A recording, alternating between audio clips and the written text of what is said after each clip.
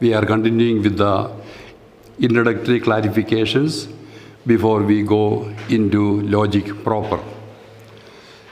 We have already seen 4 points. Now we are coming to the 5th point. Just a quick look at the utility of logic.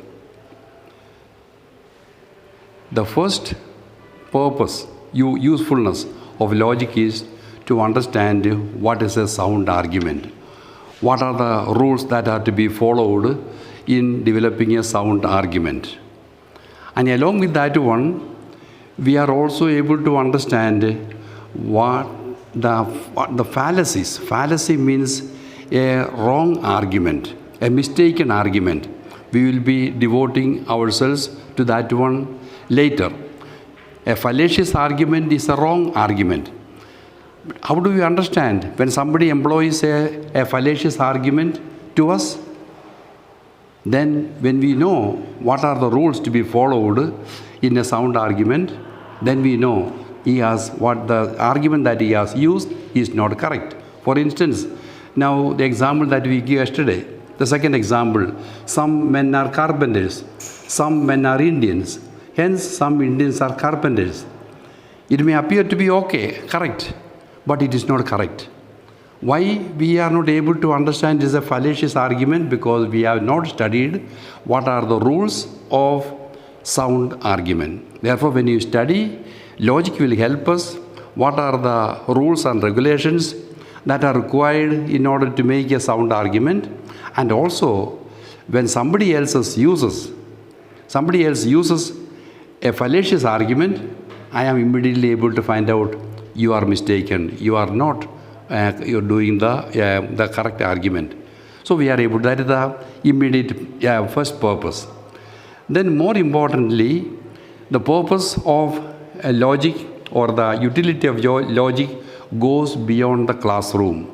The immediate purpose of having a course along with the philosophy classes, more than that one, there is something more important that touches study as such, any study for that matter. Because it is called the foundational science, because it is the foundation for any academic pursuit. And therefore, they call it as the science of sciences. Because in order to study any science, science means not in the empirical sciences, but any discipline of knowledge, we must know logic. If logic is there, that gives us the foundation for us to study any subject. It helps us. What is the reason? Because it sharpens the mind and makes it quick to understand things. Logic is not simply study of principles. That is only information. But along with the study of the principles of sound argument, it sharpens our mind. We are able to understand more precisely. As we begin logic, we will see how to be more precise in our expression, precise in our thinking, precise in our doing. Sharpens the mind very much. Especially when you come to symbolic logic, is much more.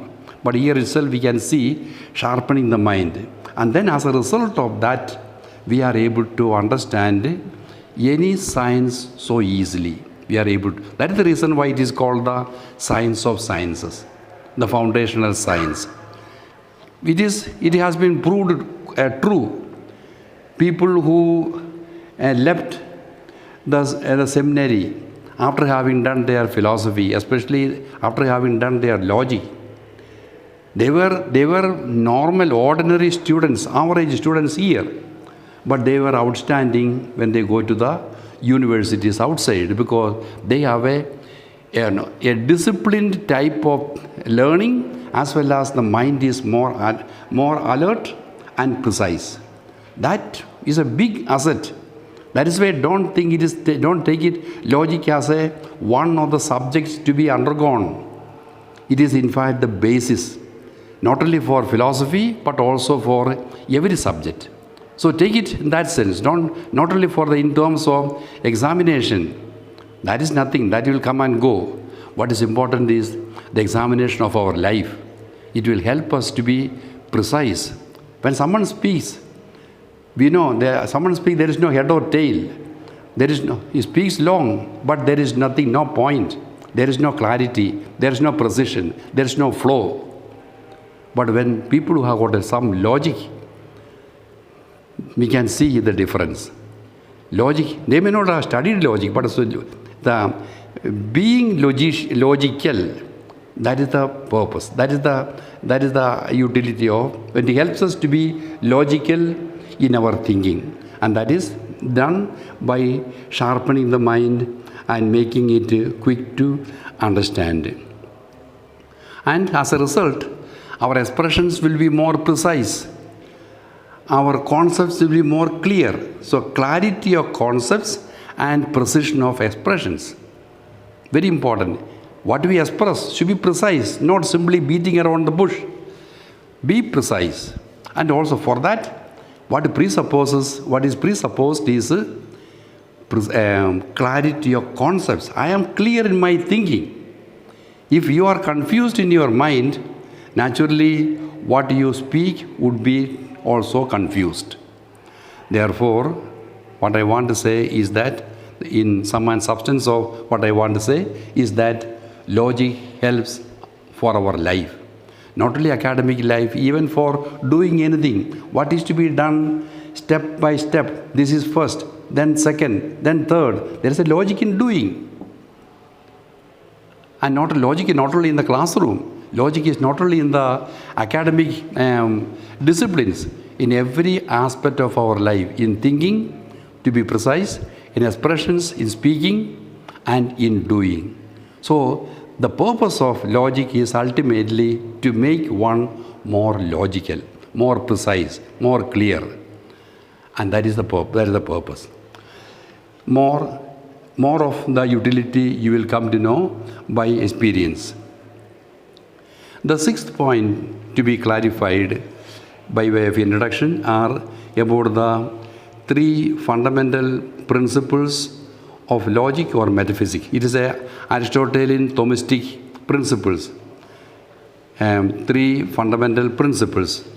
And they are the principle of identity, principle of non-contradiction, and principle of excluded middle.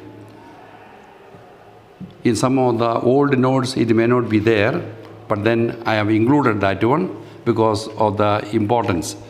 The three principles on which whole Western philosophy, especially Aristotelian Thomistic philosophy, is based on the principle of identity. Principle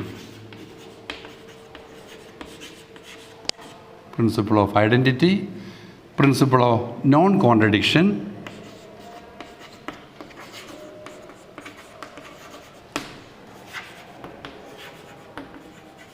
and principle of excluded middle.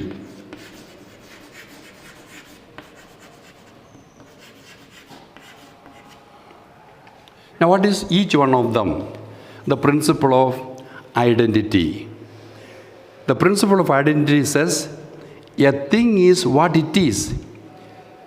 When you hear that one, you may wonder why a principle has to be made for that one. A thing is what it is. A is A.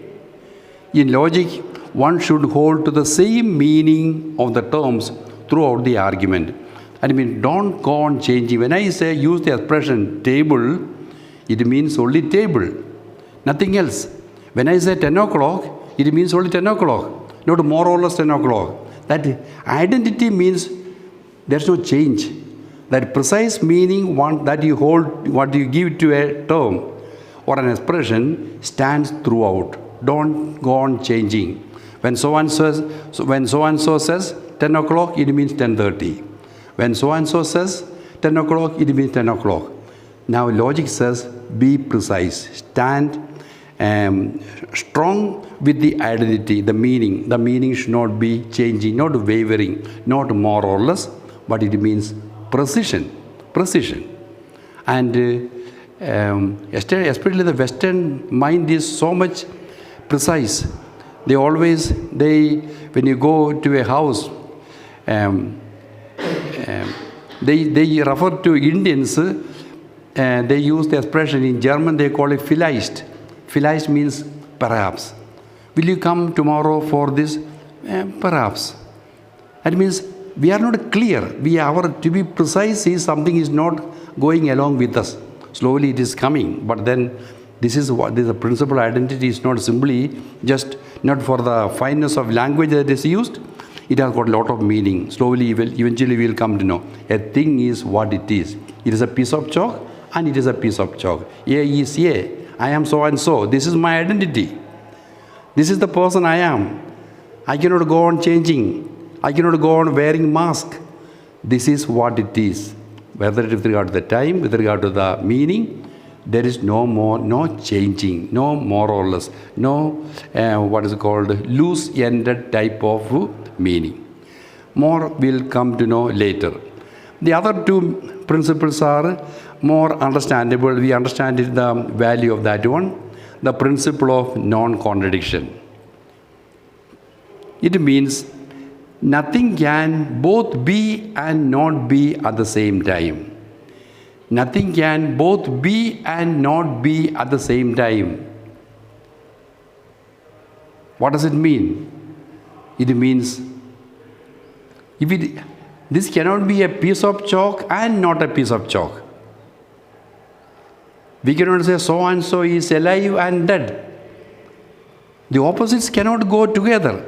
That means it is not possible. One is alive or dead. Both alive and dead cannot. This cannot be white. This piece of chalk is white and not white. We cannot say.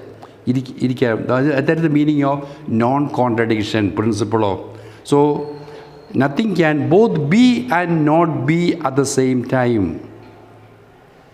Be and not be at the same time. Nothing can be both yea and not yea. If it is yea, it is yea. And if it is, but if it is, it cannot be yea and not yea. Two contradictory qualities cannot be predicated of the same thing at the same time. The paper cannot be both white and not white. We cannot put them together. It need not be white, but then we cannot say it is white and not white. We cannot say. That is the meaning of principle of non-contradiction. Third one is the principle of excluded middle. That goes in relation to the previous one, especially the second principle. Everything must either be or not be. Everything must either be or not be. Everything must either be or not be. Everything is either yea or not yea. Everything. This is a piece of chalk or not a piece of chalk. This is an elephant or not an elephant. We can speak of anything using the principle of excluded middle. This is a buffalo or not a buffalo. Because with regard to anything we can use. Because if he is not a buffalo, and if he is not buffalo, then he falls in the line with that not buffalo. If he is a buffalo or not a buffalo, there one can be placed here or the other one. That is because either this A, the rest one is not A. So if one is not A, then naturally he or she will fall in not A. Therefore, we can say it is a buffalo or not a buffalo. The statement is correct. Some may think that why it is not speaking about chalk, why do you speak about buffalo? Because it is a buffalo, okay. Now if it is not a buffalo, it is true with regard to this piece of chalk as not buffalo. I think some are struggling to understand. That is the meaning of precision. That is the meaning of precision. So we cannot, first if the second principle says, we cannot put contradictory qualities together. We cannot, this is sweet and not sweet. Either it is, then now we are saying, either it is sweet or not sweet. Either it is sweet. So the third principle says, either it is sweet or not sweet. Either it is yea or not A. Either it is buffalo or not buffalo. Either it is black or not black. We can use all the use of anything this way of putting it. Either this or the not that the other. That's the same thing. Either A or not A. A person is either dead or alive. There is no in between. So that is called, you can see how we are moving. Logic is moving to be more precise. No more or less alive. Although many are more or less alive and more or less dead. But then in logic, there is no more or less. It is very precisely either dead or alive. Either white or not white. So we cannot put them together. So these principles help us to be, with regard to the logic, to be precise. No question about extending it's not elastic. Elastic means the meaning can be pushed forward, include little of that also. No, it is very precise. The last point of clarification is make a reference to symbolic logic. Although we will be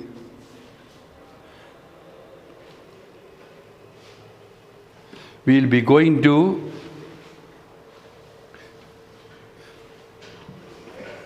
symbolic logic more elaborately.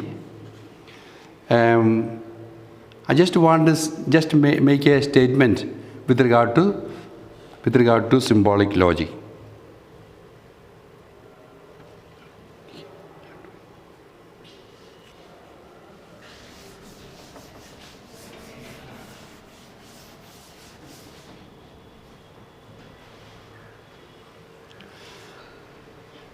Now we will be spending the next semester studying something of only an introduction to symbolic logic.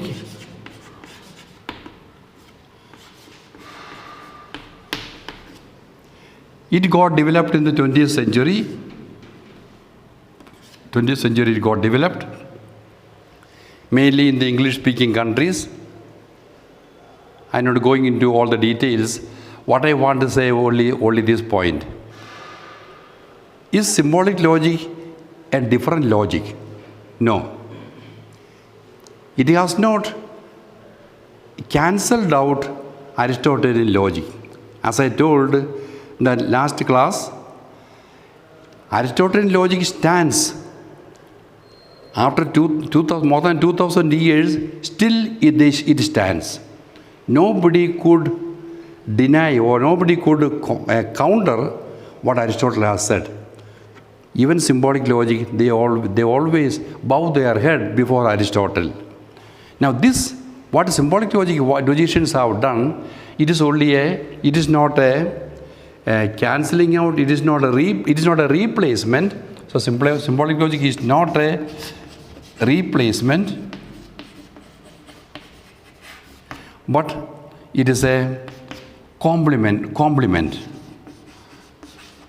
P-L-E-M-E-N-T, not P-L-I, complement, complement, L-I, when you use, it means compliments of the season. That is for that we use L-I. Complement means something that completes, something little more, not that what was gone before is wrong, but rather it is only just adding something more, complement, completing, or something additional to what has been achieved by Aristotle.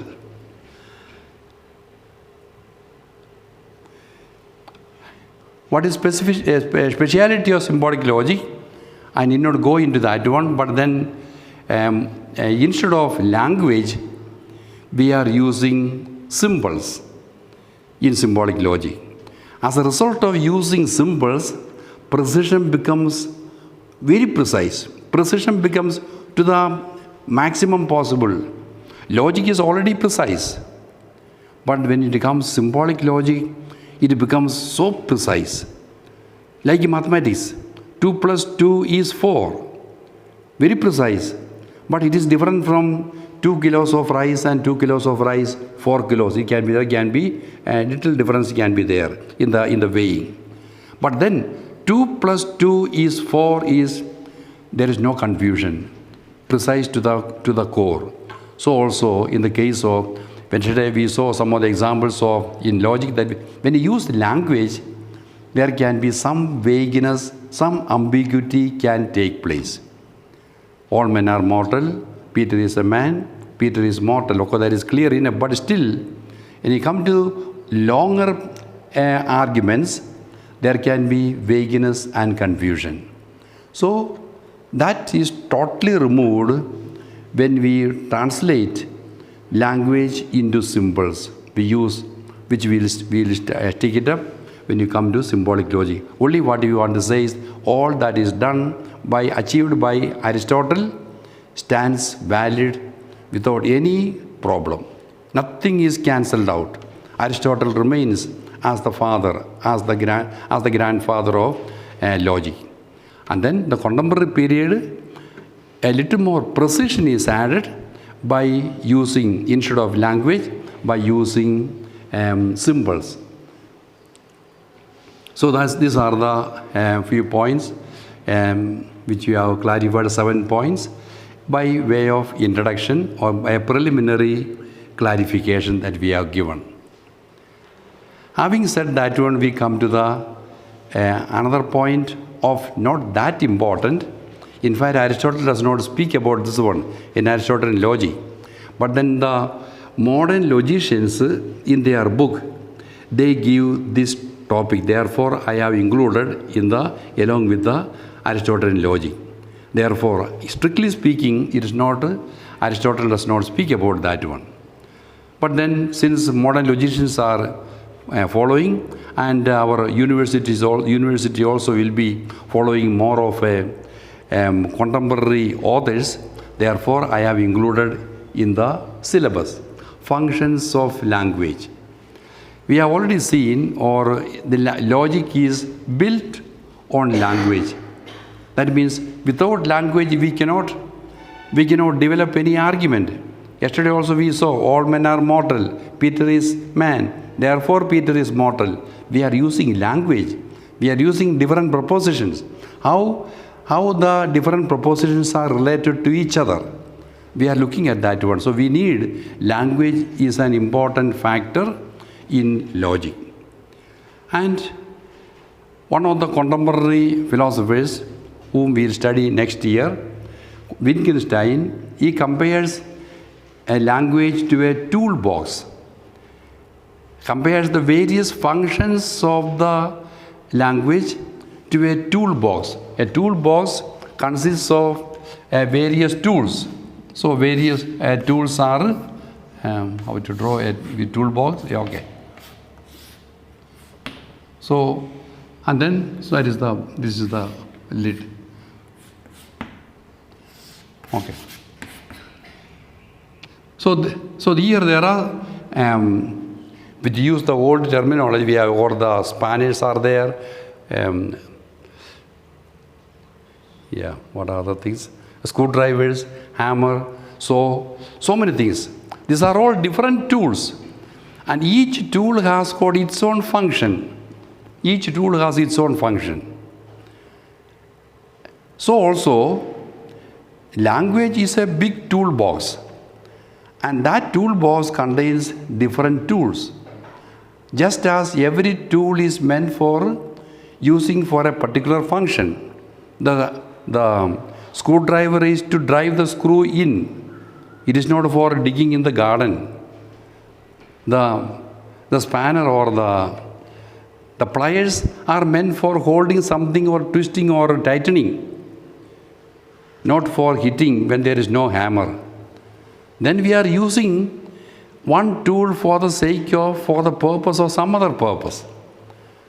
That we are misusing. So also, the big family of language consists of so many tools. I mean, different kinds of language, and each kind of language has got a particular function. Religious language, that has got a different different type of language. We praise you, we thank you, give us this day our daily bread. All those things are religious language. The function is a religious function. So also in the military language, the commanding language, that is different. So Wittgenstein compares the various functions into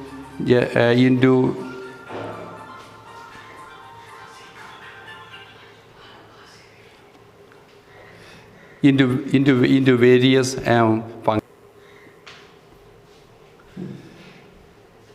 functions like such as greeting, praying, singing, joking, speculating, cursing, commanding, describing, reporting, and so on. So many functions. We use language for many purposes. Now, what we are doing here is, or the logicians, modern logicians, they put all these various functions under three headings. The various, which we have, some of them we have given there, but then everything, all of them can be put in three families or three headings, and these three general functions are the three general functions or uses of language. So they are, first one is called informative function or informative use. The first use or function of language is to inform, to communicate some information. Mostly language is used for informative function.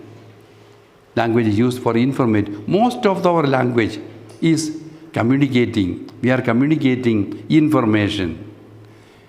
And that communication can be affirmation or negation. There is a tree in front of or there are so many trees in front of the college. An affirmation. But there are no horses in front of the college. A negation. Both are information. And it can be also misinformation also is an information. Misinformation also is an information. That means false statements. Sometimes what is given in the, advertisements, all of them are not true. Don't believe whatever they say. By using a particular soap or shampoo, you are going to become like that heroine or hero. They are all simply, they are giving information, misinformation. But then even if they are misinformation, they are carrying out the function of informative function. So it can be information or misinformation, affirmation or negation, false or true. So that way, most of our language is used for informative function. Whether or not the facts stated are important or unimportant, general or particular, true or false, affirmative or negative, the language used is informatively. So, as I already told, it is the commonest way of the function of language. Language is mostly used for giving information, which can mean also giving misinformation. To mislead also is an information I am giving. It can be negative or affirmative. So that is informative function. The second one is expressive function. Here language is used not for giving some information, but to express certain emotions of the speaker or writer, and to evoke the same feelings in the listener or reader. So it is for the purpose of the function of this particular type of language, which is not much. We are expressing an emotion, how warm it is. I am expressing that emotion of discomfort. And when I use that expression, you also get the same feeling. How wonderful it is, the climate, how wonderful the climate is. I am trying to evoke the same feeling also in other. It is not necessarily always I need not evoke. Even I can, alone I can speak, express my emotion. So,